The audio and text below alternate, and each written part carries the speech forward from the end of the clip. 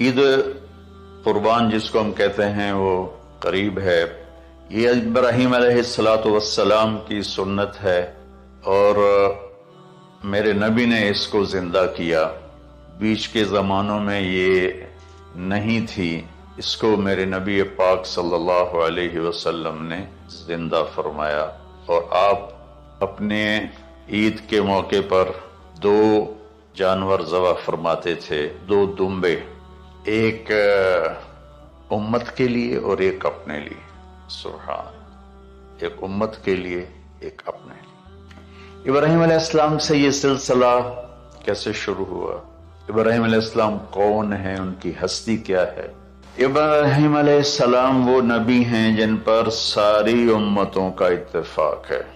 یہود بھی ابراہیم علیہ السلام کو کہتے ہیں ہمارے ہیں، عیسائی بھی ابراہیم علیہ السلام کو کہتے ہیں ہمارے ہیں، مسلمان بھی ابراہیم علیہ السلام کو کہتے ہیں ہمارے ہیں۔ آگے پھر یہود موسیٰ علیہ السلام پر رک جاتے ہیں اور عیسیٰ علیہ السلام کا انکار کرتے ہیں، عیسائی عیسیٰ علیہ السلام پر رک جاتے ہیں اور محمد مصطفیٰ صلی اللہ علیہ وسلم کا انکار کرتے ہیں۔ ان ابراہیم لأواہ حلیم، ان ابراہیم لأواہ حلیم، ابراہیم بہت مہربان رونے دھونے والے تھے، اور ابراہیم کا مطلب بھی ہے مہربان باپ، مہربان باپ۔ ابراہیم علیہ السلام کی کہانی تو بہت لمبی ہے، اسے سنانے کے نہ مجھے سکت ہے اور نہ ہی آگے جو ہم کاسٹ کرتے ہیں اس میں اتنی ہمت ہوتی ہے، تو ہم شروع ہی کرتے ہیں۔ ابراہیم علیہ السلام سے اللہ نے اپنے بچے کی قربانی کیسے لی، پیچھے سارے واقعات کو چھوڑ کر۔ ابراہیم علیہ السلام کو جب آگ میں ڈالا گیا اور اللہ تعالیٰ نے ان کو آگ سے زندہ سلامت باہر نکالا، تو پھر انہوں نے ہجرت فرمائی اور مصر گئے۔ مصر کا جو بادشاہ تھا وہ ہر آنے والی عورت کو زبردستی ایک رات اپنے کمرے میں رکھتا تھا، تو اس نے حضرت سارہ علیہ السلام کو بھی قبضہ کر کے اپنے کمرے میں رکھا۔ جو ہی ہاتھ بڑھاتا اس کا ہاتھ سوکھ جاتا، پیچھے کرتا تو ٹھیک ہو جاتا، پھر ایسے ہاتھ بڑھاتا سوکھ جاتا، پھر پیچھے کرتا ٹھیک ہو جاتا، پھر ایسے ہاتھ بڑھایا سوکھ گیا، پھر پیچھے کیا ٹھیک ہو گیا۔ تو اس نے کہا یہ تو کوئی اور ہی بات ہے، تو اس نے اپنی بیٹی حضرت ہاجرہ وہ ان ابراہیم علیہ السلام کے نکاح میں دے دی۔ ابراہیم علیہ السلام اس وقت 70 سے اوپر جا چکے تھے اور حضرت ہاجرہ 22 سال کی تھی۔ یہ 3 افراد کا قافلہ ہجرت کر کے فلسطین پہنچ، اور ابراہیم علیہ السلام کی عمر گزر گئی۔ رب حب لی من الصالحین، یا اللہ کوئی نیک بچہ دے، یا اللہ کوئی نیک بچہ دے۔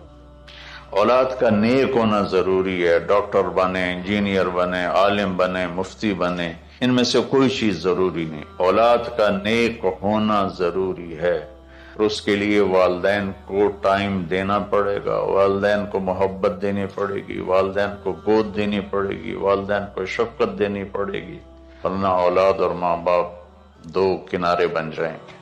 کچھ تقریباً 84 سال کی عمر میں اللہ تعالیٰ نے حضرت ہاجرہ سے بیٹا دیا، سارہ کی بجائے ہاجرہ سے بیٹا دیا۔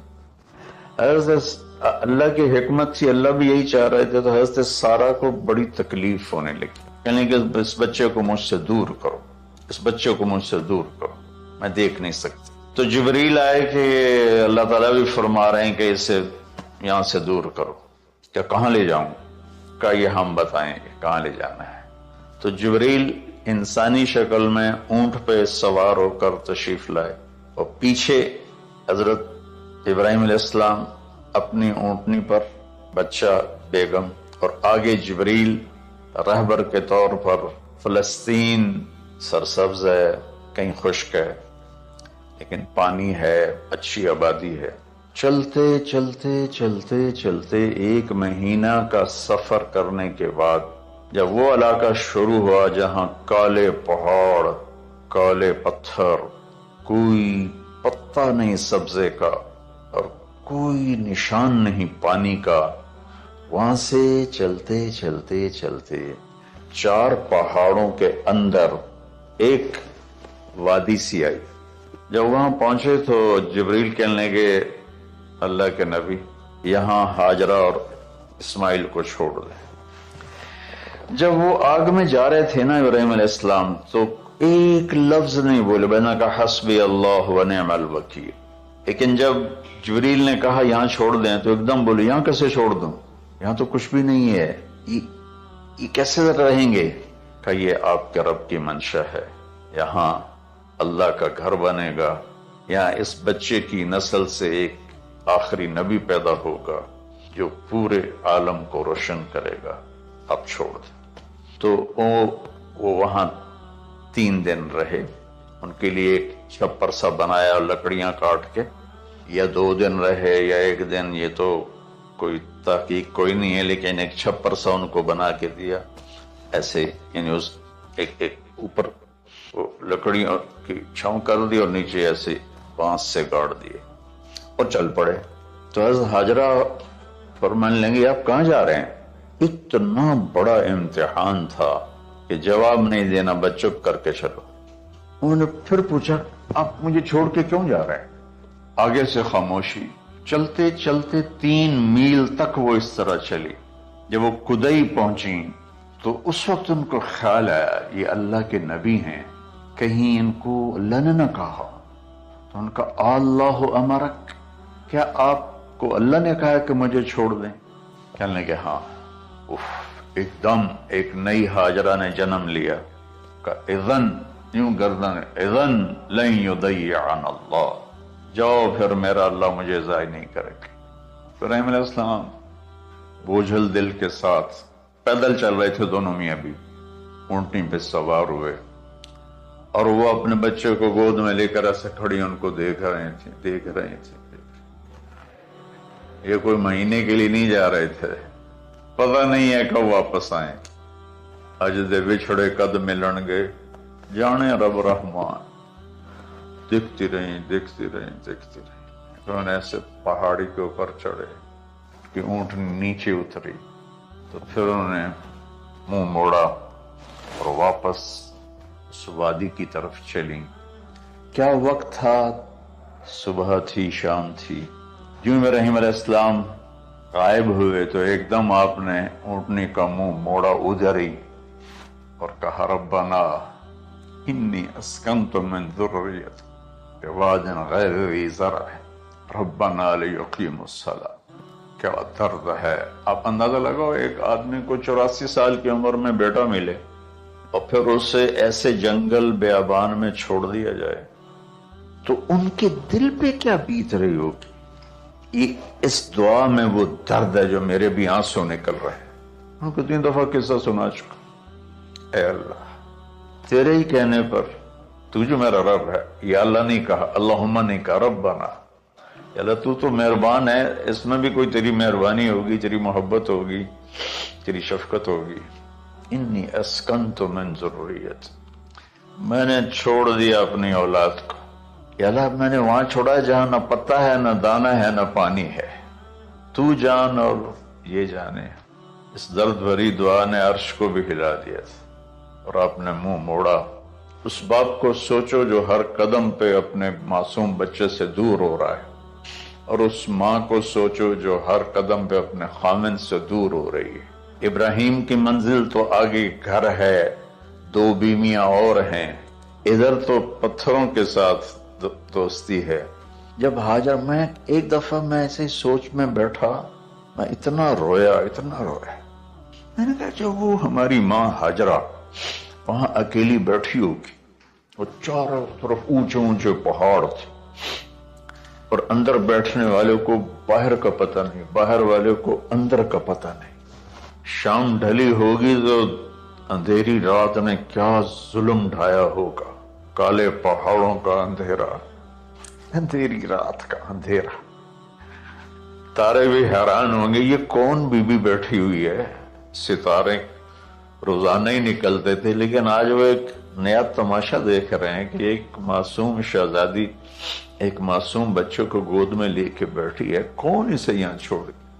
چاندنی رات تھی تو چاند بھی حیران ہو رہا ہوگا، یہ کیا ہو رہا ہے، یہ کیا ہو رہا ہے، یہ کیا ہو رہا ہے، اور وہ تنہا جان آسمان کو دیکھتی ہوگی، یا اللہ یہ میرے ساتھ کیا ہوگی۔ وہ رات کیسی، پہلی رات کیسی گزری ہوگی حضرت حاجرہ کو۔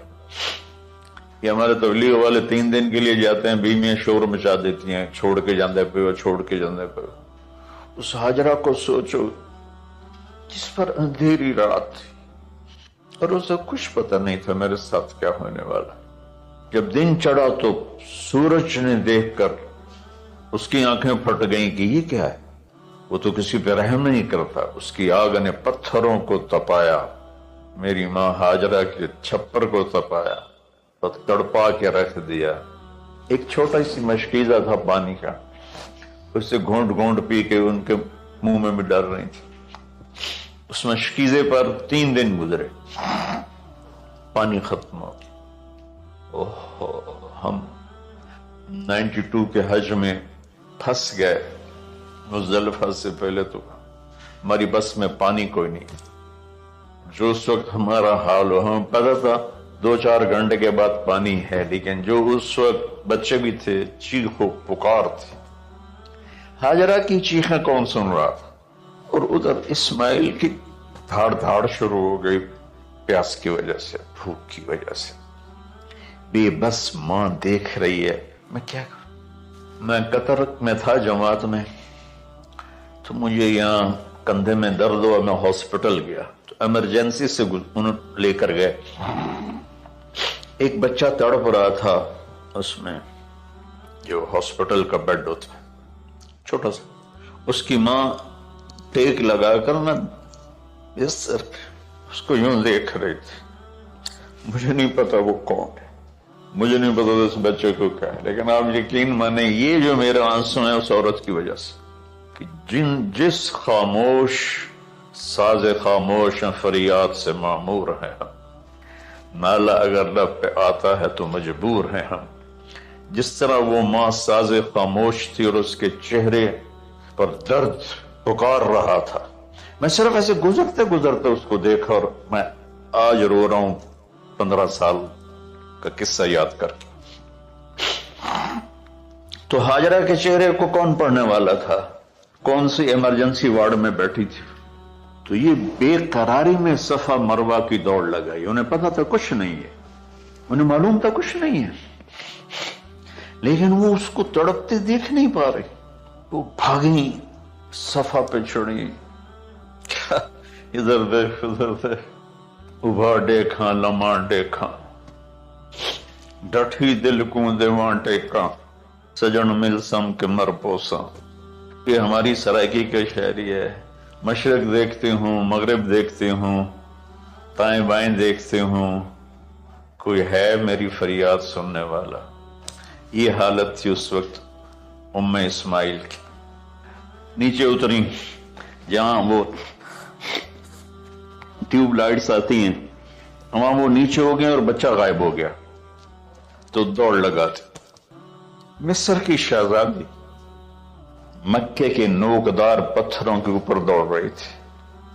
جب بچہ نظر آیا پھر آہستہ ہو گئی، پھر مروہ پہ چڑھی، پھر صفا پہ چڑھی، پھر مروہ پہ چڑھی، پھر صفا۔ مجھے لگتا ہے صفا مروہ بھی رو رہے ہوں گے اس، اور مکے کے پہاڑ بھی رو رہے ہوں گے، سورج بھی اس وقت رو رہا ہوگا۔ آخر وہ مروہ پہ تھک کے گر گئی۔ یہ نہیں کہ انہیں 7 چکر لگانے تھے، 7ویں چکر کے بعد ان کی ہمت جواب دے گئی، وہ گر گئیں، اور ان کا جینا چاہا کہ میں بچے کو اپنے سامنے مرتا دیکھوں، اس لیے وہیں گر گئیں کہ میں اتنے مر جاؤں وہ اتنے مر جاؤں۔ پھر ایسے حسرت بھری نظروں سے یوں دیکھا، مر گیا کہ نہیں، تو وہاں ایک آدمی کھڑا تھا۔ پھر مردہ جسم میں پھر جان آ گئی، پھر انہوں نے اپنے آپ کو اٹھایا اور دوڑ لگائی۔ پہنچی تو آدمی غائب تھا اور پیڑیوں سے پانی نکل رہا تھا۔ اتنے چکر کیوں لگوائے، پہلے ہی نکال دیتے۔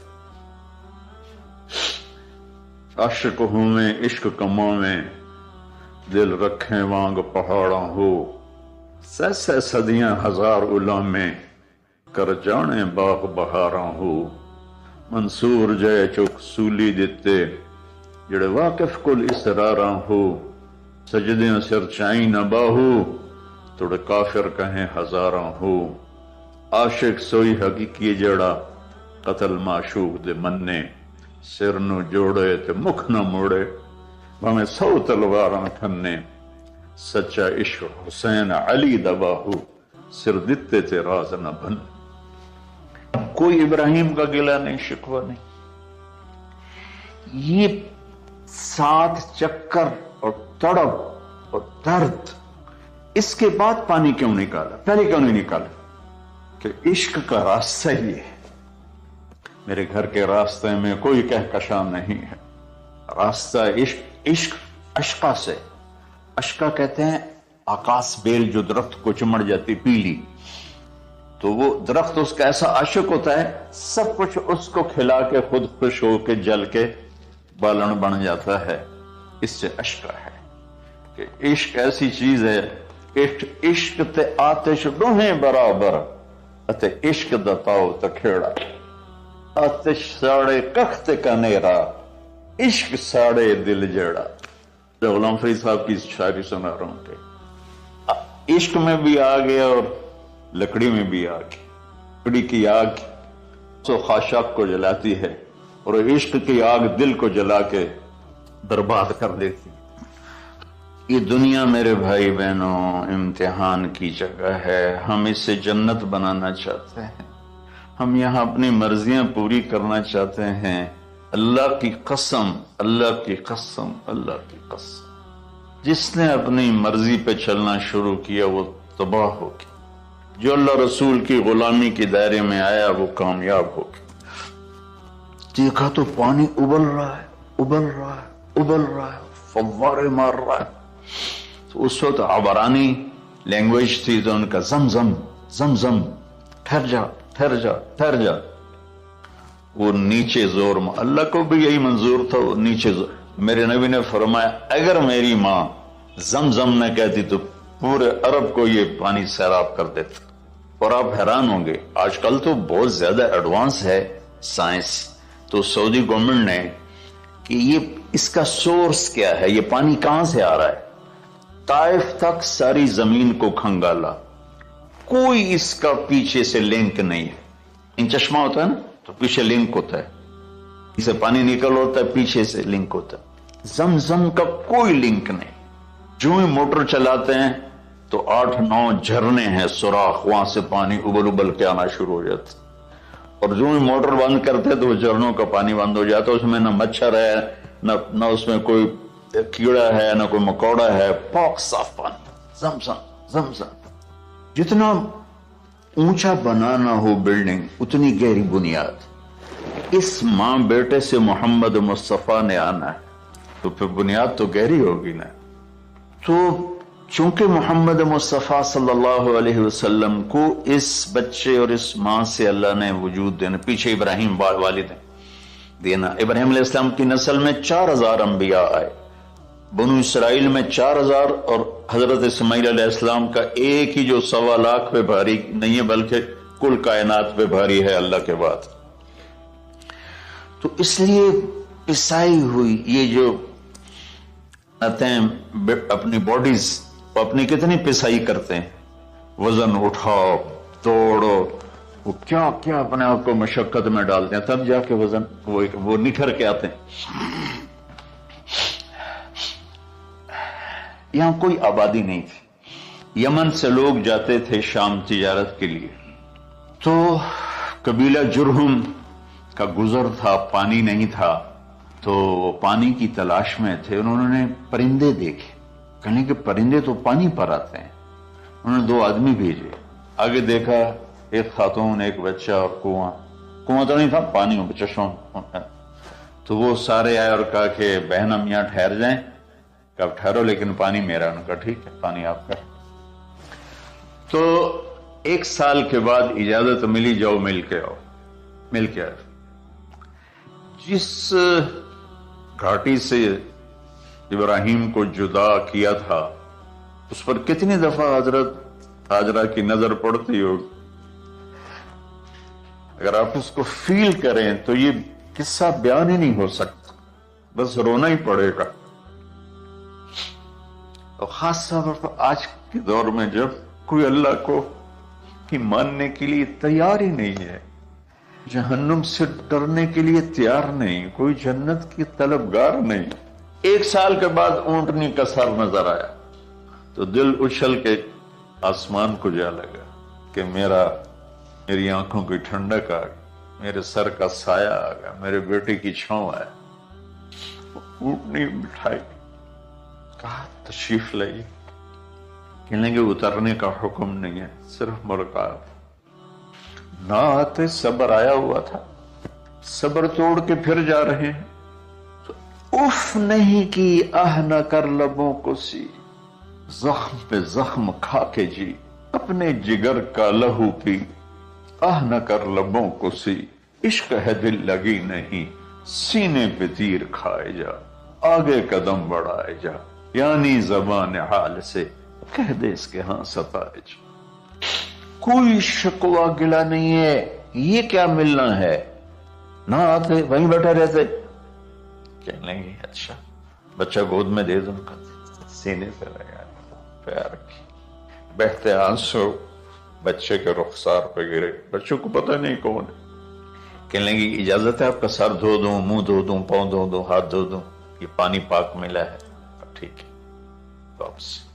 فلما بلغ معه السعی، جب وہ بچہ بھاگنے دوڑنے لگا، دل میں اتر گیا، نظروں کو بھا گیا، تو خواب آنے شروع ہوئے، قیمتی چیز قربان کرو، پتہ نہیں کتنی بکریاں قربان کر دیں۔ پھر خواب آیا قیمتی چیز قربان کرو، پھر گائے قربان کر دیں، عدد مجھے یاد نہیں ہے۔ پھر خواب آیا قیمتی چیز قربان کرو، اونٹ قربان کر دیے۔ پھر خواب آیا قیمتی چیز قربان کرو، تو پھر خیال آیا کہ یہ اسماعیل کی طرف اشارہ ہے۔ 1500 کلومیٹر ہے، 1 مہینے کا اونٹ کا سفر ہے۔ چھری لے کر ایک باپ بچے کو ذبح کرنے جا رہا ہے، اس مہینے کے ہر منٹ نہیں، ہر سیکنڈ میں اس کے دل پہ کیا گزر رہی ہوگی، کس لیے جا رہا۔ ساری دنیا پھرتے ہیں، جب گھر واپس آنے کا ہوتا ہے تو خوش ہو رہے ہوتے ہیں کہ پاکستان جا رہا ہے، پاکستان جا رہا ہے۔ کتنی دفعہ اللہ نے دنیا پھرائی یہ، اور اس باپ کی عمر 92 سال ہو چکی، 92 سال مولانا صاحب۔ تو اس کی اونٹنی کے قدم کے ساتھ نہیں، ہر سیکنڈ کے ہر کروڑویں حصے میں ابراہیم کا دل پھٹتا ہوگا کہ اس معصوم بچے کو ذبح کیسے کروں۔ اللہ کی مان کے دکھا تھی، اللہ نے تو ہمیں دین ہی آسان دیا ہے، ہم سے تو نہیں بچوں کی قربانی مانگی۔ ابوبکر صدیق رضی اللہ تعالیٰ نے فرمایا تھا، یا رسول اللہ، ایک آیت ہے جس کا مفہوم یہی ہے، اگر اللہ ہمیں کہتا نا بچے قربان کرو، ہم بھی چھریاں چلا دیتے۔ تو میں اس تصور میں جب ڈوبتا ہوں میں رونا شروع کر دیتا۔ عاصم کا بازو ٹوٹا، 6 سال کا تھا، اس کو جوڑ رہے تھے تو اس کی چیخیں نکل رہی تھی، میں باہر نکل گیا، مجھ سے چیخیں سنی نہیں گئی، لیکن اس کا علاج کرنے کے لیے کر رہے تھے۔ اور یہ 92 سال کی ہستی بڑھاپے میں 1 مہینے کی اذیت برداشت کرتے ہوئے جا رہے ہیں کہ بیٹا ذبح کرنا ہے، بیٹا ذبح کرنا ہے، بیٹا ذبح کرنا ہے۔ تو وہاں پہنچے تو اب اسماعیل نے جانا ہے کہ یہ ہیں میرے ابا، وہ کیسے لفٹے ہوں گے، کیسے چوما ہوگا، کیسے پیار کیا ہوگا، یا بیوی کا آپس میں۔ مجھے نہیں پتا کہ کتنے عرصے بعد انہوں نے ایک قدم اٹھایا، لیکن کہا کہ بچوں کو تیار کرو، میں اس کو سیر کرانے لے جا رہا۔ بڑی خوش ہوئی، ماں بھی بچہ بھی اچھل رہا ہے، اور لے کے پہنچے جمرہ کبریٰ پر، جو شیطان کو 3 جگہ مارتے ہیں، تو آخری جگہ وہاں اس وقت ایک تنگ سی جگہ تھی پہاڑوں میں گھری ہوئی، وہاں پہنچے تو کہتے ہیں یا بنیا انی، کوئی شک شبہ والی بات نہیں ہے، ارا فی المنام انی اذبحک، میں نے تمہیں ذبح کرنا ہی ہے، انی میں نے تمہیں ذبح کرنا ہے، فانظر ماذا ترى، تیری رائے کیا ہے؟ قربان جاؤں اس ماں پہ جس نے 7-8 سال کے بچوں کو کیا تربیت دی. یا ابت افعل ما تؤمر، یعنی یا ابت افعل، بیچ میں کوئی حرف نہیں، کوئی عطف نہیں. یا ابت افعل بما تؤمر ستجدنی انشاء اللہ من الصابرین. اس عمر میں اپنی قربانی کو اللہ کے ساتھ جوڑو، بک کرو آپ. یہ جب ماں اپنے بچوں کو فوکس کر، آج کی مائیں، میں گلہ کرتا ہوں آپ کے والدین سے، میں گلہ کرتا ہوں، انہوں نے اپنی اولاد کو فوکس نہیں کیا. یہ اپنے دھندوں میں اتنا پھنسے ہوئے ہیں، اپنے کاموں میں. اس بدبخت یہ کیا فون ہے، کیا کہتے ہیں اس کو، اسمارٹ فون، سیمسنگ موبائل، اس میں اتنا گم ہو گئے ہیں کہ بچے اگنور ہو گئے ہیں. 3 سال کا بچہ اسکول جا رہا ہے، اسے ماں کی گود چاہیے، اسے اسکول بھیج رہے ہیں. وہ وہاں میرے بچے کو ڈسلیکسیا تھا، اس کو عاصم کو، اس کو پڑھنا نہیں آتا تھا، ایک بیماری ہے. تو اس کی ٹیچریں مار مار مار اس کا حشر کر دیتی. میرا بچہ برباد کر دیا انہوں. وہ 6 سال کی عمر میں ڈپریشن کا شکار ہو. میں ماؤں سے کہتا ہوں بچوں کو ٹائم دو، تمہارا سرمایہ تمہاری اولاد ہے، اور اولاد ڈگری سے عزت نہیں ملتی. اولاد تمہاری نیک ہوگی تو وہ بلند بخت ہوں گی، عزت پائیں گے. پاکستان کو پڑھے لکھوں نے لوٹا ہے، ان پڑھوں نے نہیں لوٹا. ابا جی، بابا جی، آپ کریں نا، دیر کیوں کر رہے ہیں؟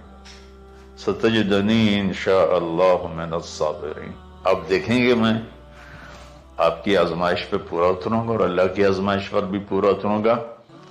پھر معصوم ذہن ادھر چلا گیا ماں کی طرف، کہنے لگے ہاں یہ بات تو ہے کہ میری ماں کو بڑی تکلیف ہوگی، تو اس لیے نا اپنا کرتا اتارا. کہا بابا جی یہ کرتا آپ میری ماں کو دے دیں، وہ جب مجھے یاد کرے گی میرا کرتا دیکھ لے، اور آپ نے مجھے یہیں دفن کرنا ہے، ادھر نہیں لے جانا. اور آپ بھی احتیاط کریں، مجھے الٹا الٹائیں، تلہ للجبین، میرا سر زمین پہ لگا ہے، گردن نہیں، تاکہ آپ کو تکلیف نہ ہو مجھے دیکھ. میں تو مرغی ذبح ہو رہی ہوں نا تو اس کو تڑپتے نہیں دیکھ سکتا. قربانی کے لیے مفتی صاحبان کہتے ہیں کہ اوپر کھڑا ہونا چاہیے، خود کرے یا اوپر کھڑا، میں نہیں کھڑا ہو سکتا. جانور جب تڑپتا ہے مجھے کچھ ہونے لگتا، میں بچوں کو بھیجتا ہوں جاؤ قربانی پہ کھڑے. جیسے ابراہیم علیہ السلام کا تصور کر کے میری چیخیں نکل کہ انہوں نے جب ان کی کمر پہ گوڈا رکھا ہوگا یوں کر کے، ہاتھ باندھے، پاؤں باندھے، اور سر کے بال یوں اٹھا کے یہاں لائے ہوں گے سر کو، اور چھری یہاں رکھی ہوگی، تو کیا کیفیت؟ تو یوں آسمان کو دیکھ کر کہ یا اللہ کیا تم مجھ سے ناراض ہو گیا کہ میرے دل میں اسماعیل زیادہ اتر گیا ہے؟ یا اللہ ایسا کبھی نہیں. یا اللہ یا میرا کوئی امتحان تو لے رہا ہے، یا اللہ تیرے پر سب کچھ قربان ہے. اور یوں چلائی، اور اللہ تعالیٰ نے، چھری کی کیا حیثیت ہے، اس نے چلنے سے انکار کر دیا، پھر چلائی. بازی کتابوں میں ہے تو صحیح، لیکن روایت کی کتنی حیثیت ہے وہ تو مجھے نہیں پتا، لیکن چونکہ یہ ایک تاریخی چیز ہے کہی جا سکتی ہے. کہتے ہیں پھر گئے اور چھری کو تیز کیا پتھر پر، تیز کر کے جب آئن اور بال پکڑے. آسمان کے فرشتے 2 دفعہ روئے ہیں انسانی تاریخ، آسمان کے فرشتے 2 دفعہ روئے ہیں انسانی تاریخ. ایک جب ابراہیم علیہ السلام نے ان کی کمر پہ اپنا گھٹنا رکھا کہ سر کے بال پکڑ، اور چھری پکڑ کے یہ کہا یا اللہ تم مجھ سے ناراض ہو، تو آسمان کے فرشتوں کی چیخیں نکل. اور ایک جب اللہ کے نبی کو طائف میں پتھر پڑے، کہ اللہ من یشکو الیک ضعف قوت، تو آسمان کے فرشتوں کی چیخیں نکل. جب ہمارے نبی کو طائف والوں نے مارا اس پر، یہ 2 دفعہ آسمان کے سب فرشتے روئے. تو پھر اللہ نے کہا بس، نادیناہ ان یا ابراہیم قد صدقت الرؤیا، انا کذالک نجزی المحسنین۔ ابراہیم تو پاس ہو گیا ہے، چھری چل گئی، اور آنکھوں پر تو پٹی تھی، چھری چل گئی، پٹی کھولی تو سامنے کبش تھا، تنبا اور اسماعیل اور جبریل کھڑے ہوئے تھے۔ ایک جانور کی قربانی ایک علامت ہے، اس قربانی سے ایک پیغام ہے کہ اپنے غلط جذبات کو اللہ پر قربان کرو۔ ہم سے اللہ نہیں کہہ رہا بچے قربان کرو، ہم سے کہہ رہا غلط جذبات قربان کرو۔ ہم سے اللہ کہہ رہا ہے اپنے جذبات کو دبا دو جو تمہیں اللہ اس کے رسول سے دور کرتے ہیں، ان پر چھری چلاؤ۔ جو اللہ اس کا محبوب کہتا ہے ان کو کرنے کے لیے بھی اپنے جذبات پہ چھری چلاؤ۔ سچ بولنے کے لیے چھری چلانی ہے تو چلاؤ اپنے جذبوں پر، اب اس کو پھیلا دو۔ ساری شریعت میں اللہ نے جو احل حلالا، جو اس نے کہا ہے یہ کرنا ہے، اس کے لیے اپنے جذبات قربان کر دو۔ وحرم حراما، اور جو کہتا ہے نہیں کرنا اس کو چھوڑنے کے لیے اپنے جذبات قربان کر دو۔ تو یہ ہے قربانی کی اصل حقیقت۔ جانور دمبے ذبح کرنا تو اس کی ایک علامت ہے، اس کی ایک